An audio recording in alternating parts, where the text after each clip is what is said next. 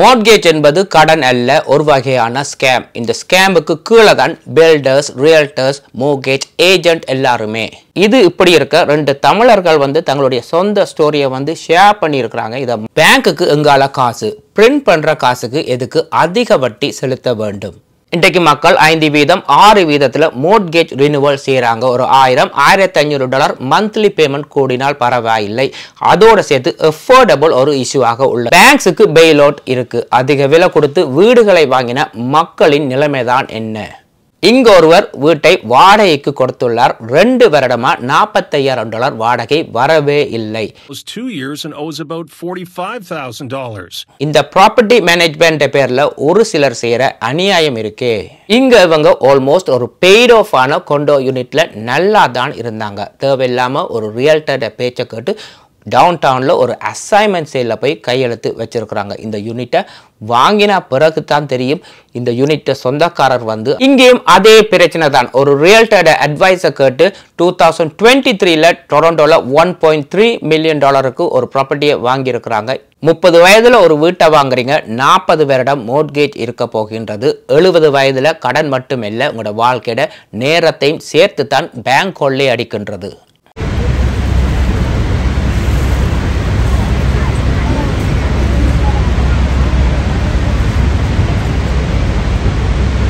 வணக்கம், எல்லாம் எப்படி இருக்கீங்க? இன்ஃப்ளேஷன் பேர்ல பேங்க் மக்களிடமிருந்து எவ்வளவு பணத்தை கொள்ளை அடிக்கிறாங்க தெரியுமா? ஒவ்வொரு பேங்க்லயுமே இயர்லி ப்ராஃபிட் பில்லியன் கணக்காக உள்ளது. இன்றைக்கு பேங்க்ஸுக்கு ஏதாவது பிரச்சனை வந்தால் பெயில் அவுட் இருக்கு. அதிக விலை கொடுத்து வீடுகளை வாங்கின மக்களுக்கு பெயில் அவுட் இருக்கா?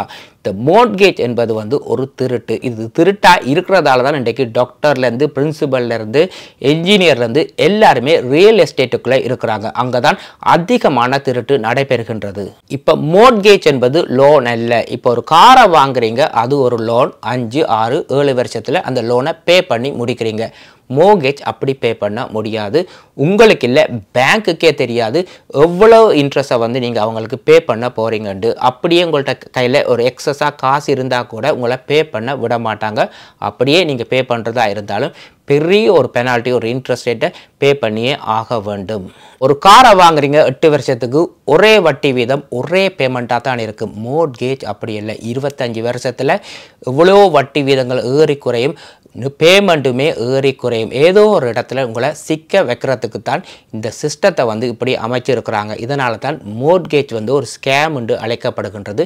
இந்த ஸ்கேமுக்கு கீழே தான் இன்றைக்கு பில்டர்ஸ், ரியல்டர்ஸ், மோர்கேஜ் ஏஜென்ட் எல்லாருமே வேலை செய்கிறாங்க. இந்த மோர்ட்கேஜ் ஸ்கேம் மக்களை எப்படி பாதிக்கின்றதுன்றதை பாருங்க. 5 வருடத்துக்கு முதல்ல 1%, 2%ல க்ளோஸ் பண்ண மக்கள் எல்லாருமே இப்போ 5%, 6%ல க்ளோஸ் பண்ண வேண்டிய ஒரு நிலைமையில தள்ளப்பட்டிருக்கிறாங்க. ஒரு $1000-2000 மந்த்லி பேமெண்ட் அதிகமாக இருந்தாலும் இப்போ இருக்கிற அஃபோர்டபுள் லைஃப் ஸ்டைலில் அந்த பேமெண்ட்டை பே பண்ண முடியாது. கார் லோன் இருக்கும், ஸ்டூடெண்ட் லோன்ஸ் இருக்கும், க்ரோசரி ப்ரைஸ் எல்லாமே அதிகரித்து விட்டது. இன்ஃப்ளேஷன் ஒரு பிரச்சனை.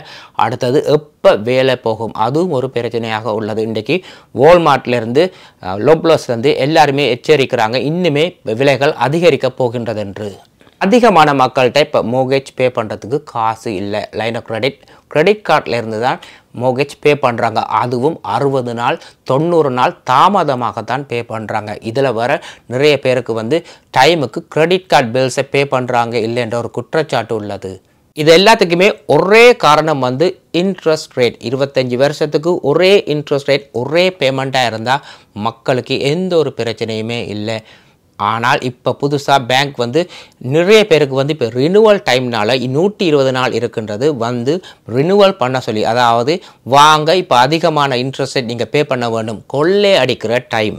ஒரு பேப்பருக்கு தான் நீங்கள் இன்ட்ரெஸ்ட் ரேட் பே பண்ண போகிறீங்க. ஒரு பேங்க்கில் இப்போ $1 மில்லியன் இருக்குது, 10 பேருக்கு 100,000 பிரித்து கொடுக்குறாங்க. ஓகே, இப்போ பேங்க்கில் 0 காசு தான் இருக்குது. இன்னும் ஒரு 10 பேர் வராங்க. பேங்க்குக்கு எங்கால காசு பிரிண்ட் பண்ண போகிறாங்க. பிரிண்ட் பண்ணி அந்த பிரிண்ட் பண்ணுற காசுக்கு தான் நீங்கள் இன்ட்ரெஸ்ட் ரேட் பே பண்ண போகிறீங்க.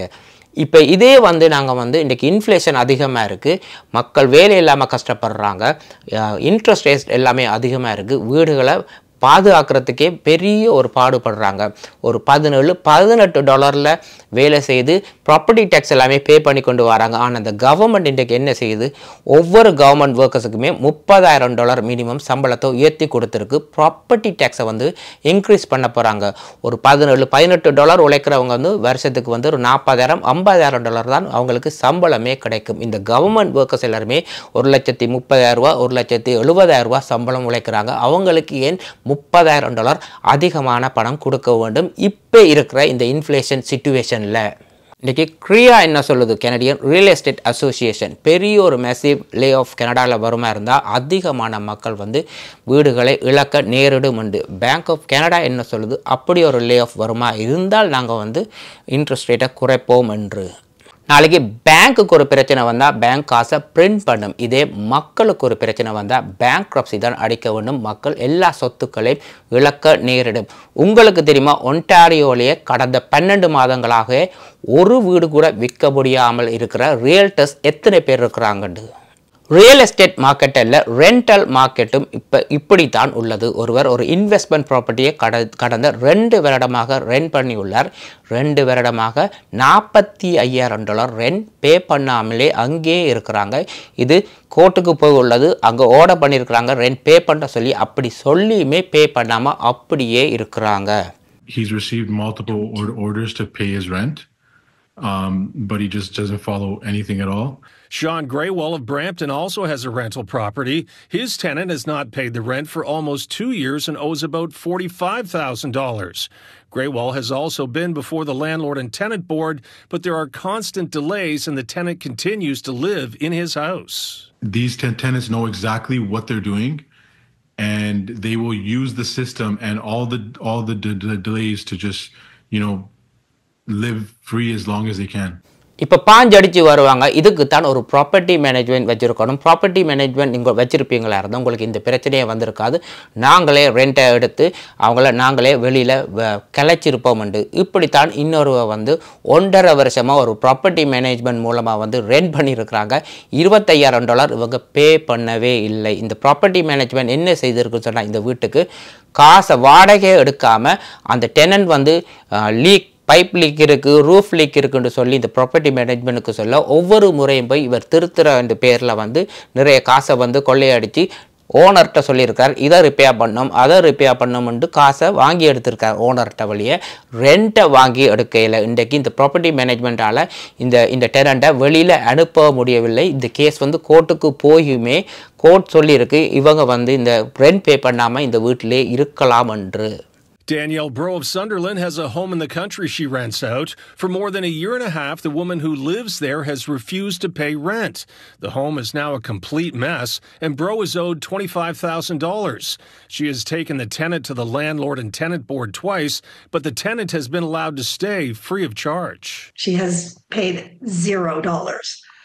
So we can't do anything about it. Our hands are tied. We have tried every route. இப்போ ஒரு சில சிச்சுவேஷனில் வந்து டெனண்ட்டை வந்து நீங்கள் வந்து காசு பே பண்ணாட்டியும் 2 வருஷம் 3 வருஷம் இருந்தாலுமே எந்த ஒரு காசும் பே பண்ணாமல் நீங்கள் டெனண்ட்டை வெளியில் கலக்கவே முடியாது. டெனண்ட்டை சிச்சுவேஷனை பொறுத்தது. ஒரு டெனண்ட்டுக்கு ஒரு பேஷண்ட்டாக இருக்கலாம், மென்டல் இல்னஸாக இருக்கலாம். நிறைய பேர் அப்படித்தான் சொல்கிறாங்க, தான் ஸ்ட்ரெஸ்ஸாக இருக்கிறோம், மென்டல் இல்னஸ், தங்களால் ஒன்றுமே செய்ய முடியாதுன்னு தான் ரெண்ட் பே பண்ணாமல் அப்படியே இருக்கிறாங்க. அப்படியே ஒரு சிச்சுவேஷனில் இருக்குமா இருந்தால் கவர்மெண்டால் கூட ஒன்றுமே செய்ய முடியாது. இந்த சிஸ்டத்தை மாற்றுறதா இருந்தால் இது ஜூரிக்கு போய் மக்கள் வந்து ஓட் பண்ணி தான் இந்த சிஸ்டத்தை மாற்ற வேணும். ஈஸியாக இந்த சிஸ்டத்தை மாற்ற முடியாது. ஸோ என்ன தான் நீங்கள் ப்ராப்பர்ட்டி மேனேஜ்மெண்ட் வச்சுருந்தாலும் ஓரளவு ஒரு ஆட்டிடியூட் இருக்குமா இருந்தால் ஓரளவு அங்கே இங்கே தப்புறதுக்கு வாய்ப்பு இருக்குது. கூடுதலான மக்களுக்கு இப்போ தெரியும் என்ன செய்ய வேணும், இந்த சிஸ்டம் எப்படி வேலை செய்யுதுண்டு. எக்ஸாம்பிளுக்கு இப்போ நான் ஒரு மைக்குன்ற ஒருவர் வந்து வீடு வாடகைக்கு வராங்க, கிரெடிட்லேருந்து எல்லாமே நல்லா தான் இருக்குது. உடனே சொல்கிறாருன்னு சொன்னால் 6 மாதத்துக்கு வந்து நான் ரெண்ட் பே பண்ணிடுறேன், என்கிட்ட காசு இருக்குது, நான் 1 வருஷம் தான் இங்கே இருக்க போகிறேன், நான் இன்னும் ஒரு வீடு கட்டி கொண்டிருக்கேன், அது மட்டும் இங்கே இருக்க போகிறேன்ட்டு. இந்த மைக்குன்றவர் வந்து கிரெடிட் எல்லாமே நல்லா தான் இருக்குது. 6 மாதத்துக்கு வந்து ஒரே ஆன் த ஸ்பாட்டில் வந்து ரெண்ட்டை பே பண்ணுறார். அந்த 6 மாதம் மட்டும்தான் அந்த ரெண்ட் அவர் பே பண்ணி உள்ளார். அடுத்த 2 வருஷத்துக்கு ரெண்ட் பே பண்ண போகிறது இல்லை. இந்த கேஸ் கோர்ட்டுக்கு தான் போகுது. இப்போ என்ன ப்ராப்பர்ட்டி மேனேஜ்மெண்ட் என்ன செய்வாங்கன்னு சொன்னால், இதை வந்து நாங்கள் கிரெடிட் பியூரோக்கு போட்டு இவட்ட கிரெடிட் எல்லாத்தையுமே நாங்கள் வந்து டேமேஜ் போடுவோம். அப்படி ஒன்றுமே செய்ய முடியாது. அவர் வந்து light bill hydro current bill எல்லாம் ஒழுங்காக பே பண்ணுவார், அந்த பில்ஸ் எல்லாமே ஒழுங்காக பே பண்ணுவாரா இருந்தால் கிரெடிட் பேட் ஆகாது. ரெண்ட் பே பண்ணாட்டி கிரெடிட்டுக்கும் ரெண்ட்டுக்கும் சம்பந்தமே இல்லை, இது கோர்ட்டுக்கு தான் போகும். நாளைக்கு 2 வருஷத்துக்கு பிறகு இன்னும் ஒரு வீட்டுக்கு போய் அதைத்தான் திருப்பியும் செய்ய போகிறாங்க. இந்த சிஸ்டத்தை வந்து அவங்களுக்கு வடிவாக தெரியும். ஒரு ஆளுக்கு ஒரு 6 மாதம் உடனே ஒரு கேஷை பே பண்ணுறதா இருந்தால் அந்த ஓனர் வந்து அந்த காசை எடுக்கத்தான் பார்ப்பாங்க. இவர்கிட்ட நிறைய காசு இருக்குது, இவரால் ஒரு பிரச்சனையும் இல்லைன்ட்டு. என்ன தான் இருந்தாலும் கிரெடிட் பேட்டாக போகாது. இதெல்லாமே ஒரு சுத்து மாற்று.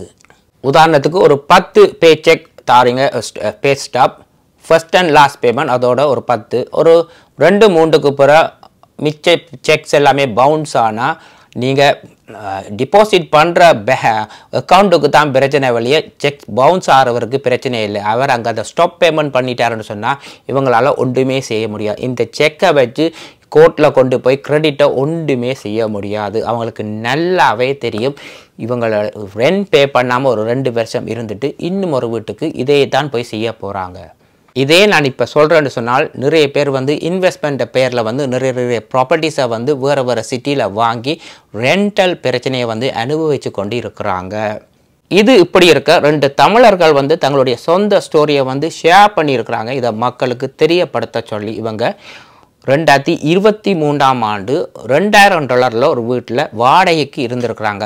ஒரு ரியல்டரை போய் இவங்க மீட் பண்ணி கேட்டிருக்காங்க, எப்போ வீடு வாங்கலாம், தங்களுக்கு சொந்த வீடு வாங்கியிருக்கு, தாங்க வெயிட் பண்ணட்டா இப்போ வாங்கட்டாண்டு. 2023ஆம் ஆண்டே அந்த ரியல்டர் இப்போ வாங்குங்க, நாளைக்கு வீடுகளோட விலை அதிகரிக்கும், இப்போ தான் பெஸ்ட் டைம்னு சொல்லி அட்வைஸ் பண்ணி இவங்க டொரண்டோவில் ஒரு டவுன் ஹவுஸை வாங்கியிருக்கிறாங்க $1.3 மில்லியன். இவங்களுக்கு இப்போ இருக்கிற பிரச்சனை என்னன்னு சொன்னால் இப்போ 2025ஆம் ஆண்டு அதே டவுன் ஹவுஸ் 1.1க்கு விற்கப்பட்டுள்ளது. ஒரு பிழையான ஒரு அட்வைஸால் வந்து $200,000 அவங்க தாங்க வந்து லூஸ் பண்ணியிருக்கிறோம். இதே நாங்கள் ஒரு ரெண்டலில் இருப்போமா இருந்தால் இப்போ ஒரு $100,000 ஆகுது நாங்கள் மிச்சப்படுத்தியிருப்போம். இந்த வீட்டை பிழையான ஒரு அட்வைஸில் பிழையான டைமில் நாங்கள் வாங்கினதால் தங்களுக்கு $200,000 லாஸில் வந்து முடிந்துள்ளது. இதற்கு நாங்கள் இப்போ என்ன செய்யலாம்னு கேட்டிருக்கிறாங்க. நீங்கள் தான் இதுக்கு கமெண்ட் பண்ண வேண்டும், என்ன இவங்க செய்யலாம்னு. அடுத்த ஸ்டோரியை கேளுங்க. இவங்க யோக்கில் வந்து ஒரு 3 பெட்ரூம் கொண்டோல ஆல்மோஸ்ட் இவங்களுக்கு வந்து மோர்கேஜ் வந்து பெய்ட் ஆஃப் மாதிரி தான், நல்லா தான் இருந்தாங்க. தேவையில்லாமல் ஒரு ரியல்டர்கிட்ட மாட்டுப்பட்டு அவர்கிட்ட ஒரு ப்ராப்பர்ட்டி ஒன்று இருந்திருக்கு டவுன் டவுனில் வந்து யங் அண்ட் காலேஜில் வந்து 2 பெட்ரூம் 2 வாஷ்ரூம் 875, அதாவது 1 மில்லியனில் இருந்த ப்ராப்பர்ட்டி வந்து இப்போ 875க்கு குறைக்கப்பட்டுள்ளது. நல்ல ஒரு ப்ராப்பர்ட்டி வாங்கி ரெண்ட் பண்ணுங்க, ஃப்யூச்சருக்கு நல்ல சொல்ல இவங்களும் திங்க் பண்ணி தெரியாமல் போய் அசைன்மெண்ட் சேல், இது ஒரு அசைன்மெண்ட் சேலில் வந்து இவங்க கையெழுத்து வச்சு அசைன்மெண்ட் சேலுக்கு ஒரு $100,000 ஒரு கையில் கேஷாக இருந்தது இவங்க கொடுத்துருக்குறாங்க.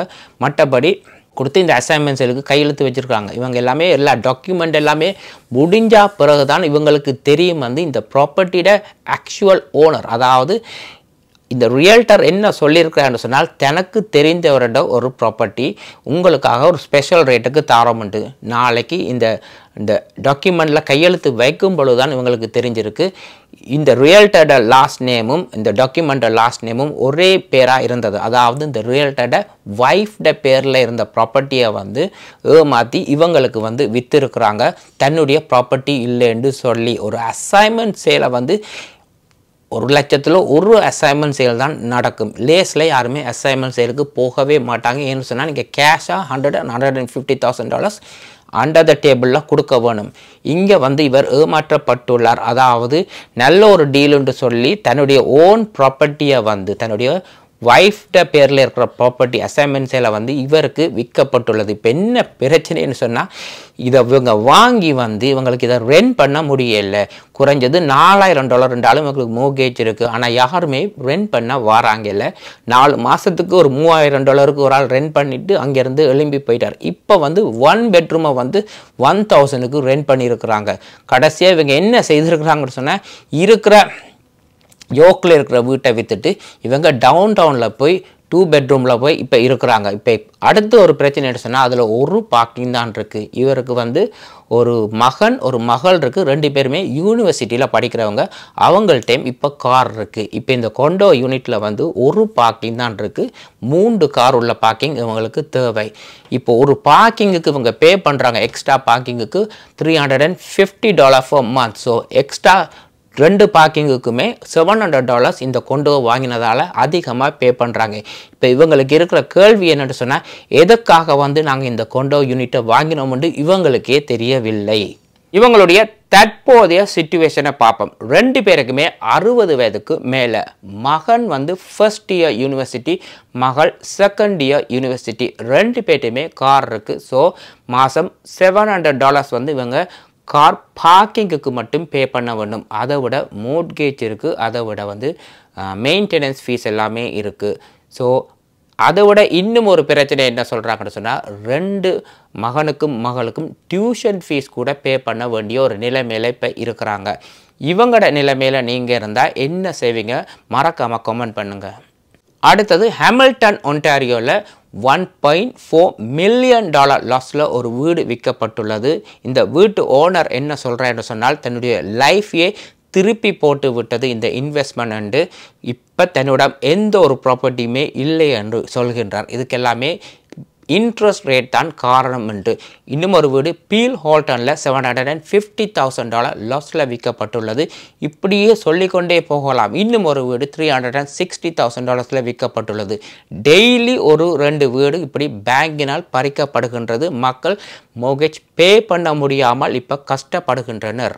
30 வயதில் ஒரு வீட்டை வாங்குறீங்க. 40 வருடம் வரை மோர்கேஜ் இருக்க போகின்றது. 70 வருடம் வரை கடனை மட்டுமல்ல வாழ்க்கையின் நேரத்தையுமே கொள்ளை அடிக்கின்றது மோர்கேஜ் என்கிற ஒரு ஸ்கேம். சாகும் வரை உறுதி, பேங்க் தான் கடவுள். மறக்காம கமெண்ட் பண்ணுங்க. இன்னும் ஒரு வீடியோவில் சந்திக்கும் வரை நன்றி, வணக்கம்.